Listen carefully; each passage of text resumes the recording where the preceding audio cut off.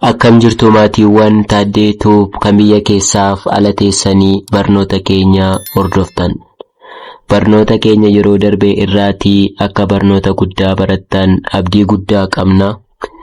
Maarree ammallee kan isinirraa eegamu warri maatii keenya taatan warra maatii keenya hin taaneef YouTube keenya share gochuun bira nuuf qaqqabsiisaa. Akkasumas immoo warri maatii keenya taatan barnoota nuti gadi isiniif lakkifnu aayataan akka hordoftan kabajaan isin gaafanna. Yeroo darbee mata duree guddaa waa'ee sirna tuqaalee ka jedhu waliin eegallee jirra.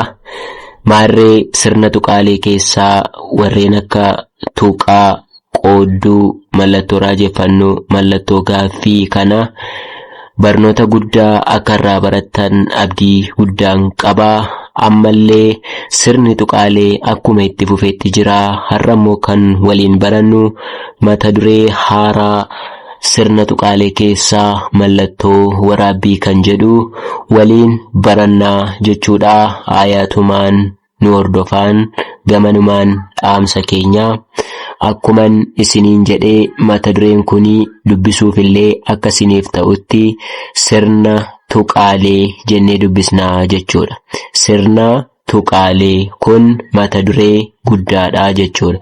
Mata duree guddaa kana jalatti wantoota baay'ee nutiin ilaalle keessaa tokko akka fakkeenyaatti tuqaa waliin ilaalleerra. Tuqaan sirna tuqaalee keessaa isa tokko. Akkasumas immoo mallattoo gaaffii waliin ilaallee jirra. Mallattoo gaaffiin illee sirna tuqaalee keessaa isa tokko. Akkasumas immoo mallattoo raajeffannoo waliin ilaallee jirra. Mallattoon raajeffannoonis sirna tuqaalee keessaa isa tokko. Ammas kabiraa waa'ee qoodduu waliin ilaallee turre. Qoodduun illee sirna tuqaalee kana keessaa isa tokko jechuudha. Kun mata duree guddaadha jechuudha. Namni tokko keeyyata dubbisuu barreessuu kan danda'u akkasumas immoo hima barreessuuf dubbisuu kan danda'u yoo sirna tuqaalee kana adda baafate malee faayidaa hin qabu jechuudha. Kanaaf immoo sirna tuqaalee tokko tokko isaanii maal akka fakkaatanii fi maaliif akka fayyadanii barnoota isaa ergan isin barsiisuu eegalee oolee bubbuleen jira. Isinillee akka irraa hordoftanii kabajaan isin gaafadha.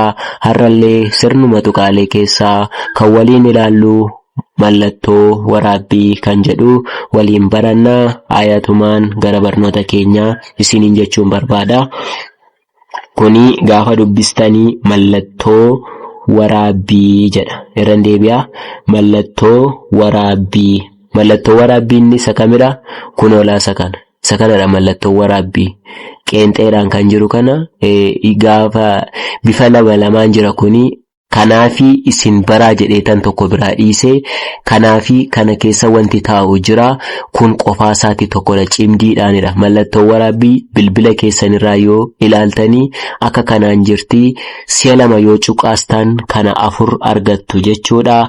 Warri kuni si'a lama cuqaastanii isiniif dhufu mallattoo waraabbii kana argattanii koomentii jalatti nuuf barreessaan gamanumaan dhaamsa keenya. Kanaaf mallattoo waraabbii jechuun bifaan kunoo halluu magariisaa isa lamatee jiru kanadha jechuudha. Mallattoo waraabbii maaliif akka fayyadu waliin barannaa jechuudha.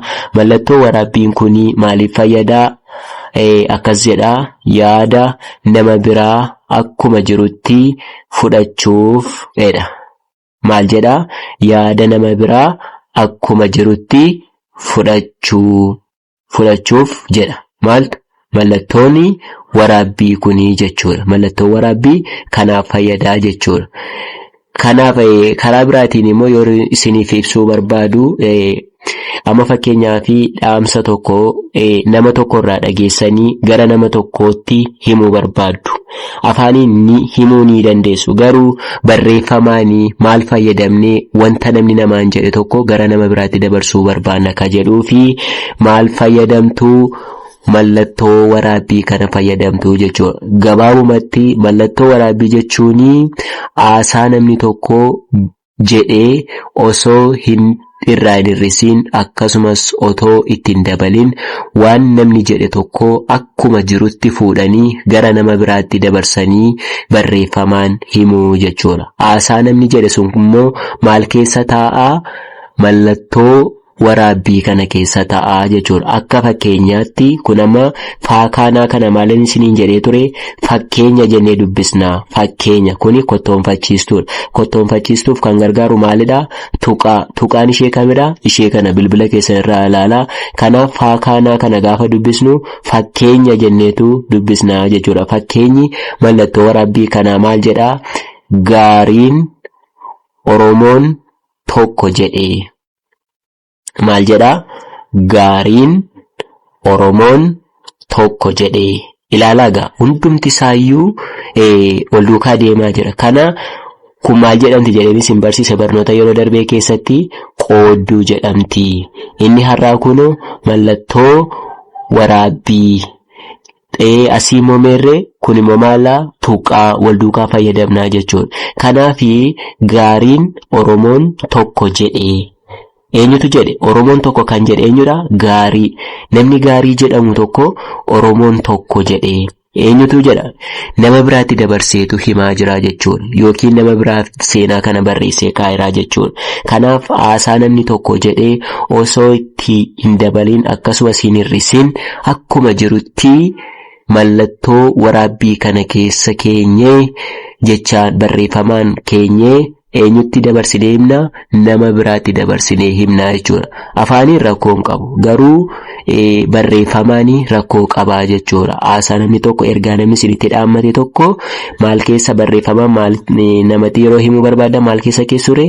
Mallattoo waraabbii keessa keessu jechuudha. Mallattoo waraabbii kun halluu diimaadhaan barrooftee jirti. Asiin illee halluu diimaadhaan barrooftee jirti.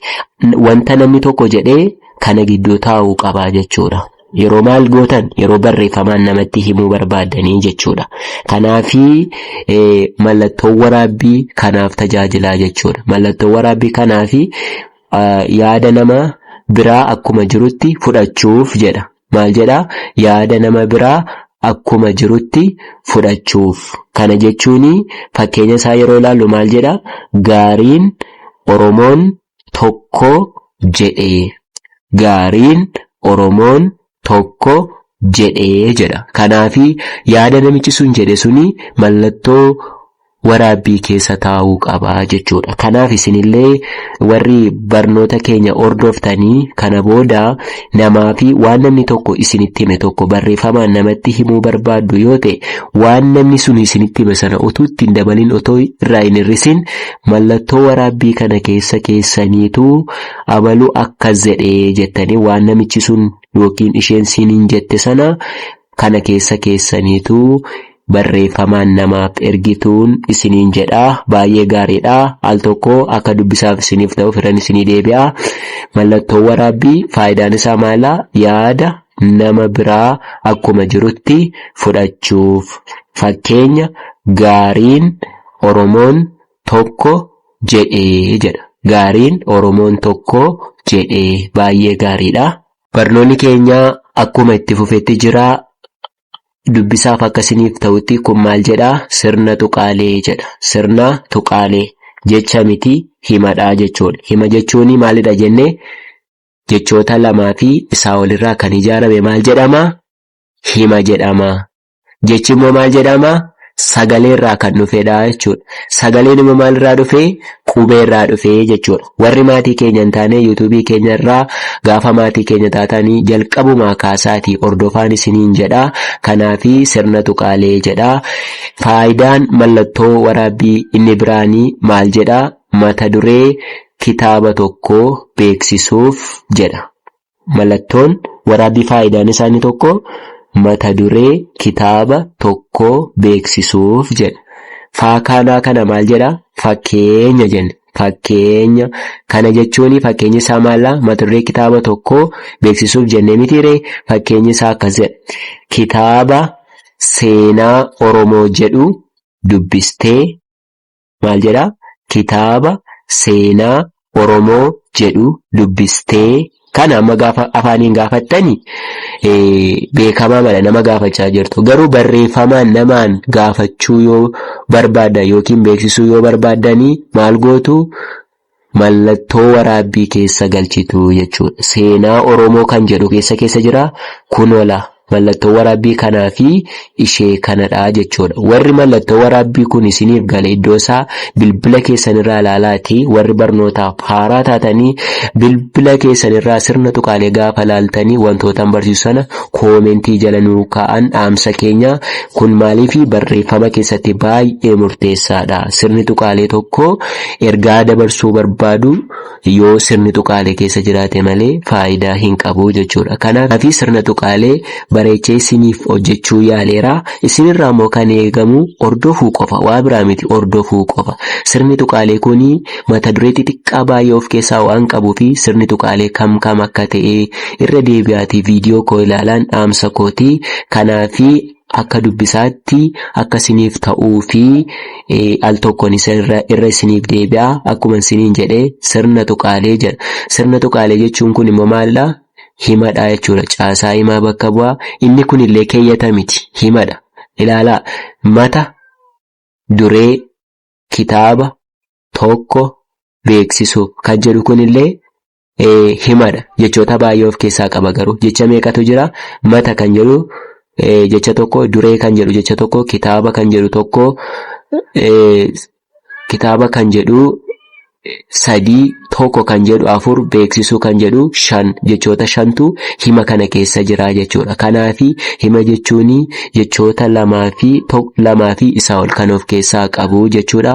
Kun maalidha ree? Jecha miti, himadha jechuudha. Keeyyatamoo miti. Sababa dheerateef immoo keeyyata isinitti hin fakkaatina. Kanaafi kun akka himaattidha. Gaafa dubbisnu maal jennee dubbisna kana? Mata duree kitaaba tokko beeksisuuf. Faakaanaa kana maal jennee dubbisna jennee? Fakkeenya isaa maallaa? Kitaaba seenaa Oromoo jedhu dubbistee, kitaaba seenaa Oromoo jedhu dubbistee jedha. Baay'ee gaariidha. Egaa barnoota keenya har'asuma irratti goolabna. Barnoota keenya irraa akka barnoota guddaa barattan abdii guddaa qabna. Ammallee kan isinirraa eegamu warri maatii keenya taatan, warra maatii keenya hin taaneef yuutuubii keenya sheer gochuudhaan akka bira nuuf qaqqabsiistan, akkasumas immoo warri hordoftoota yuutuubii keenya taatan immoo barnoota nuti gadi isiniif lakkifnu aayaataan akka hordoftan kabajaan isin gaafanna. Namoonni immoo barachuuf fedha qabdanii karaalee teelegiraamaa, waatsaappii, hiimoodhaan warri barachuu barbaadan lakkoofsa kanarratti nu quunnamuu dandeessu. yuutuubii keenya laayikii fi sheer gochuu hin dagatinaan. Dhaamsa keenya waan nu dhaggeeffattaniif galatoomaa isiniin jenna.